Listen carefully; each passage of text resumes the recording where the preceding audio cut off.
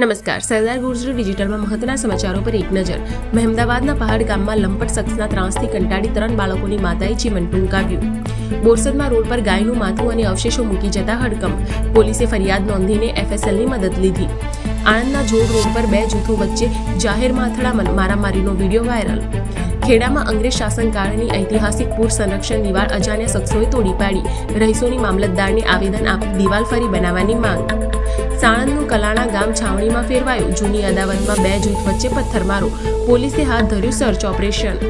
વડોદરામાં ભેજાબાજો દ્વારા SSG હોસ્પિટલના ડોક્ટરનું ફેક એકાઉન્ટ બનાવી ઠગાઈનો પ્રયાસ. પાટણના કોંગ્રેસી ધારાસભ્ય કિરીટ પટેલનો યુટર્ન, દંડક પદેથી રાજીનામું આપવાનો નિર્ણય મોકૂફ રાખ્યો. વડોદરામાં હિટ એન્ડ રનમાં 2 યુવકોના ઘટના સ્થળે જ મોત. ડેસરમાં અજાણ્યા વાહને ટક્કર મારતા એક્ટિવાના ફૂરચા નીકળી ગયા. ગુજરાતને મળશે નવા પોલીસ વડા. ડોક્ટર KLN રાવનું નામ નવા DGP તરીકે લગભગ નક્કી. વિકાસ સહાય આવતીકાલે થશે નિવૃત્ત.